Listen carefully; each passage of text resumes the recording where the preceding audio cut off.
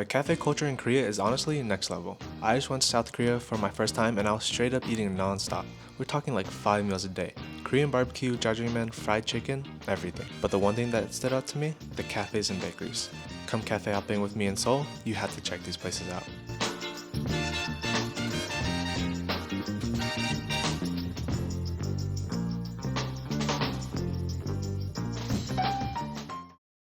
Everyone always talks about Korea's cafe scene, and I expected it to be good, but I didn't fully get it until I actually went. Cafes here are an entire experience. The sheer amount of detail put into the aesthetics, themes, and quirks, insane. And they don't just look pretty for the camera, the pastries actually hit. Honestly, I could dedicate a whole year to cafe hopping in Seoul and only try like half of them, but today I'm guiding you through the absolute best.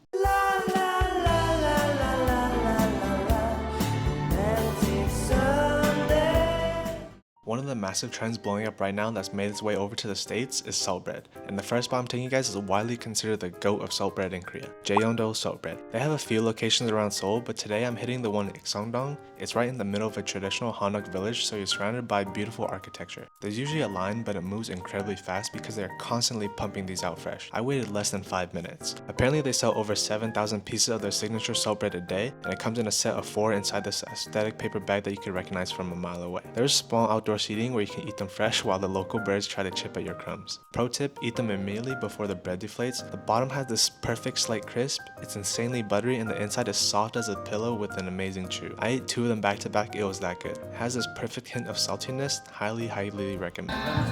Super pillowy.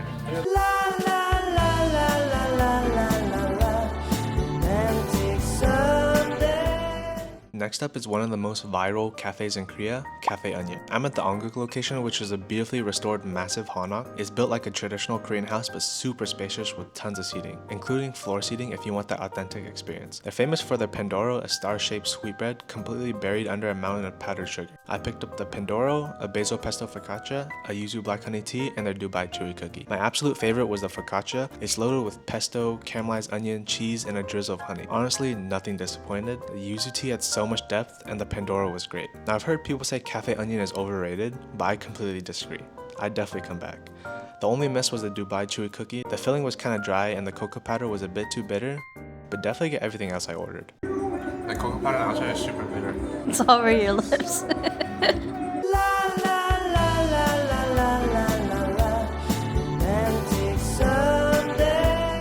Most of the places I visited were from social media, but I actually stumbled across this spot completely randomly on Naver Maps one morning when I needed to kill some time. And I'm so glad I did.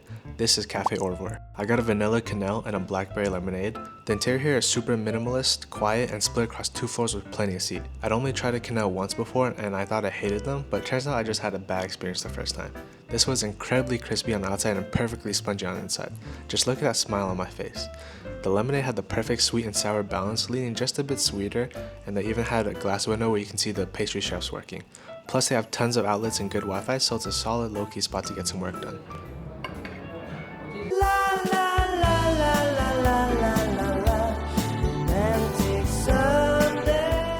This next spot is easily the biggest cafe I've ever stepped foot in. This is Hongdae Cafe. It's an 8-story mega cafe where every single floor has a different theme, ranging from a rooftop view, a dedicated K-pop floor, and a desert themed floor. Obviously there's plenty of seats here. I only tried the drinks, which were honestly a little underwhelming, so I think you come to this place more just to hang out and talk with some friends. Still, it's a really cool concept to check out and a great spot to rest your feet if you're exploring Hongdae.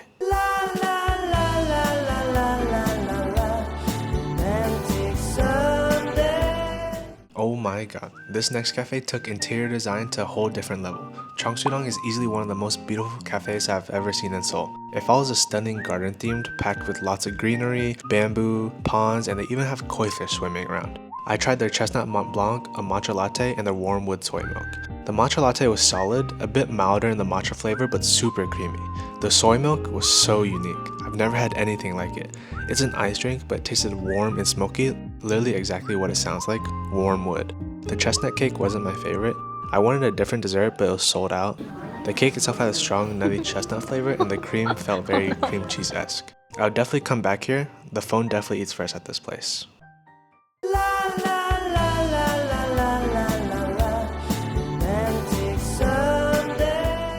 Heading over to the Itaewon area for this next one, you've probably seen this place all over TikTok or social media, Rain Report. It's a rain-themed cafe that simulates rainfall 24/7. There's an indoor lounge and an outdoor area where it rains every 15 minutes. Inside you can just vibe to the relaxing sound of the rain and talk in the conversation pit on the first floor. I went at night, so the outside portion was closed off, but I heard they give you umbrellas so you can go out, walk through the rain, and get some photos. Most of the desserts were already sold out by the time I arrived, so I just got a couple of drinks, which were just okay. I'll definitely have to come back to get the full experience with the outdoor setup and try the rest of the desserts.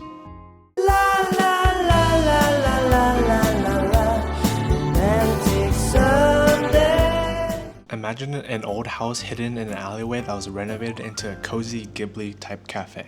This is Dotori Garden. I ordered the persimmon Greek yogurt, an egg salad salt bread, a strawberry salt bread, and a quenelle. Now the Greek yogurt was incredible, and this is coming from someone who hates all types of yogurts except for froyo. The persimmon Greek yogurt here didn't have that sharp, tart sourness that usually turns me off. They gave me a massive generous slab of honeycomb and drizzled even more honey on top. It was honestly more like honey with the side of yogurt, which is probably why I loved it so much. The egg salad salt bread was also super fresh and light, with lettuce and a thick cut of bacon to balance it out. Overall, the actual quality of the salt bread wasn't my favorite, so I stick to jayeondo for that, but absolutely come here for the yogurt. I see the hype. The Greek yogurt is so creamy.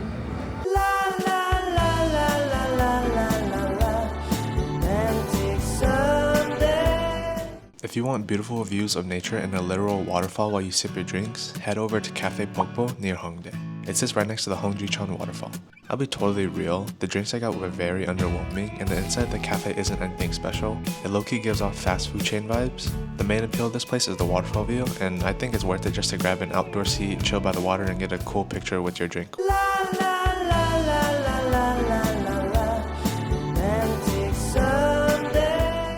This next spot is practically a conceptual art museum. Nudake House Nowhere is an immersive cafe experience run by the parent company of Gentle Monster. It's a multi-story building where the floors are dedicated to Gentle Monster, Tambrins, and their sister brands, with Nudake sitting at the top. I walked in during a Gentle Monster F1 Mickey Mouse collab, which was pretty cool to see.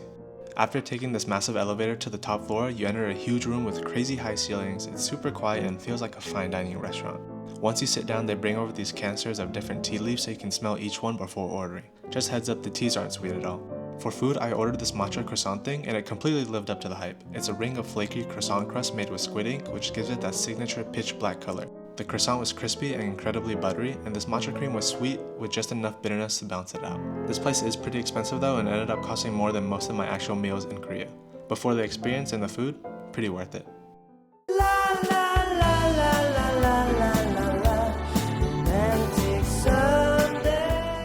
This next spot was a completely random find after I literally got stranded in Korea. The hotel I originally booked apparently went out of business, so I had to run into a cafe to book a last minute hotel to stay. I found Paint Coffee and Bar, and it ended up being so cool, though it is a bit hard to find.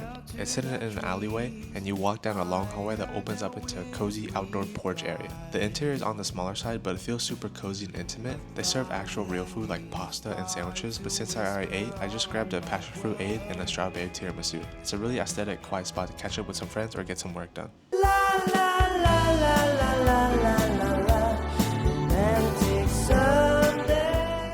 A super quick honorable mention goes to Pick Bake in Seoul. I tried the egg tarts here and absolutely loved them. I got the Pick Classic and the special layered one, but the Classic definitely won. Incredible egg tarts, easily some of the best I've ever had. On to the final spot. Good. For the last spot, we're staying in Seoul at Rafre Fruit. I ended up waiting about an hour to get into this place. It's a premium fruit dessert cafe that completely switches up its menu based on whatever fruit is peak season. I visited during strawberry season, so naturally I got the strawberry fruit and the strawberry bingsu. If you don't know, bingsu is like shaved ice, but instead of ice, it's made by shaving frozen milk, which gives the ice a super thin, snow-like creamy texture. They didn't skimp out on the strawberries either. It was piled high with fresh, super sweet fruit. The strawberry cake was just as good. The cream was incredibly light and airy without being overly sweet, and the cake was perfectly fluffy. I totally get why the line was an hour long. The bingsu was a bit pricey at around $20, which is expensive even for US standards, but it was still really good, a perfect way to end this cafe hopping guide. Oh no.